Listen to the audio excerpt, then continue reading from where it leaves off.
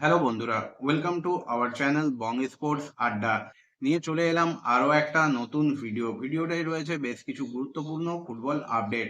প্রথম যে আপডেটটা দিয়ে আজকের এই ভিডিওটা শুরু করব সেটা হলো ভারতের জাতীয় মহিলা ফুটবল দলের আপডেট দিয়ে। ভারতের জাতীয় মহিলা ফুটবল দল কিন্তু একটা বহুজাতিক সংস্থা কোকা কোলাকে তাদের অফিসিয়াল স্পন্সর হিসেবে পেয়ে গেছে 3 বছরের চুক্তিতে। কোকা কোলার মতো বহুজাতিক সংস্থা ভারতীয় ফুটবলে, বিশেষ করে মহিলা ফুটবলের যুক্ত হওয়ার সত্যিই একটা দুর্দান্ত খবর, যা মহিলা ফুটবলকে আরো বেশি এক্সপ্লোজার দেবে এবং মহিলা ফুটবল আমাদেরকে আরো বেটার ফুটবল দেবে, এটা আমরা আশা করতেই পারি।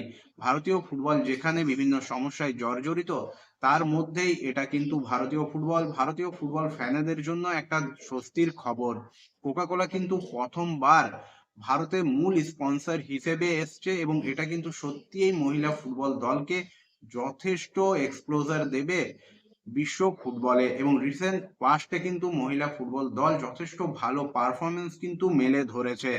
এরপর চলে আসবো আজকের ভিডিওর দ্বিতীয় আপডেটটা হলো, আজকে কিন্তু সর্বভারতীয় ফুটবল ফেডারেশন আইএসএল এ যে দলগুলো পার্টিসিপেট করতে চলেছে আসন্ন সিজনে, সেই সিজনে তাদের হোম ভেন্যু কি হবে সে বিষয়ে জানাতে বলেছিল এবং সেখান থেকে যে আপডেটটা বেরিয়ে আসছে তাতে কিন্তু এবার কলকাতা থেকে 4টা দল আইএসএল খেলতে চলেছে, যার মধ্যে কলকাতার তিন প্রধান Mohun Bagan super giant, east Bengal এবং মোহামেডান স্পোর্টিং ক্লাবের পাশাপাশি ইন্টার কাশিও কিন্তু কলকাতাকেই তাদের হোম ভেন্যু বানিয়ে এবারের আইএসএল এ পার্টিসিপেট করবে।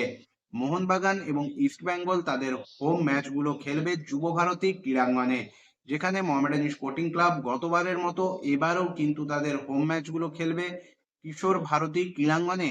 এবং ইন্টারকাশি খুব সম্ভবত বিধাননগর অথবা বারাসাত স্টেডিয়ামকে নিজেদের হোম ভেন্যু হিসেবে বেছে নিয়ে এবারের আইএসএল এ পার্টিসিপেট করবে এবং আইএসএল খেলবে। অন্যদিকে সর্বভারতীয় ফুটবল ফেডারেশনের কাছে আজকে ক্লাবগুলো কিন্তু আবেদন জানিয়েছে যে পার্টিসিপেশন ফি রয়েছে সেটা যেন কিছুটা কম করা হয়, কারণ প্রতিটা ক্লাবেই কিন্তু এই মুহূর্তে আর্থিক সমস্যায় রয়েছে। বেশ কিছু ক্লাব কিন্তু বিদেশি খেলোয়াড়দের রিলিজ করে দিয়েছে, তাই ক্লাবগুলো চাইছে যাতে এই পার্টিসিপেশন ফিটা কিছুটা কম করে সর্বভারতীয় ফুটবল ফেডারেশন। এখন দেখার সর্বভারতীয় ফুটবল ফেডারেশন এই পার্টিসিপেশন ফি কতটা কম করে এবং আইএসএল চালু হলে সেখানে অফিসিয়াল ব্রডকাস্টিং কারা করে, বাকি বিষয়গুলো কিভাবে সামলায় সর্বভারতীয় ফুটবল ফেডারেশন। অন্যদিকে এরপর চলে আসবো আজকের ভিডিওর শেষ টপিকে, মোহামেডান স্পোর্টিং ক্লাব। আইএসএল চালু হওয়ার সাথে সাথে মোহামেডান স্পোর্টিং ক্লাবের অন্দর থেকেও কিন্তু একটা বড় আপডেট বেরিয়ে এসছে। মোহামেডান স্পোর্টিং ক্লাব কিন্তু 15ই জানুয়ারি থেকে কিন্তু তাদের প্র্যাকটিস শুরু করতে চলেছে এবং খুব সম্ভবত মোহামেডান স্পোর্টিং ক্লাব এবার কিন্তু কোনো বিদেশি ছাড়াই আইএসএল এ পার্টিসিপেশন করবে। যে দলটা ডুরান্ড কাপে খেলেছে, যে দলটা আমরা তাদেরকে সিএফএল এ খেলতে দেখেছি, সেই দুটো দলের মিক্স প্লেয়ার নিয়ে কিন্তু আইএসএল খেলবে। এই মুহূর্তে মোহামেডান স্পোর্টিং ক্লাবের ওপর কিন্তু ফিফা ব্যান রয়েছে, ফ্রাঙ্কার বিষয়টাই আরো একটা ব্যান খেয়েছে মোহামেডান স্পোর্টিং ক্লাব। তাছাড়া আর্থিক দিক থেকে এখনো মোহামেডান স্পোর্টিং ক্লাব কিন্তু খুব একটা ভালো অবস্থায় নেই। তাছাড়া প্রতিটা দলেই এবার কিন্তু সাফার করছে, যেহেতু আইএসএল নিয়ে এই টালবাহন চলছিল। তাই মোহামেডান স্পোর্টিং ক্লাব এবারের আইএসএল এ কিন্তু একটা ভারতীয় স্কোয়াড নিয়েই পার্টিসিপেশন করবে এবং পরবর্তী সময়ে আইএসএল এর রোডম্যাপ কি হবে তার উপর নির্ভর করেই কিন্তু মোহামেডান স্পোর্টিং ক্লাব যাবতীয় প্ল্যানগুলো করবে।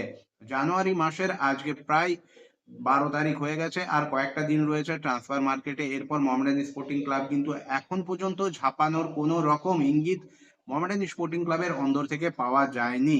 তাই মোহামেডান স্পোর্টিং ক্লাব 2025-26 আইএসএল সিজনে একটা ভারতীয় স্কোয়াড নিয়ে নামতে চলেছে, এটা কিন্তু এই মুহূর্তের আপডেট।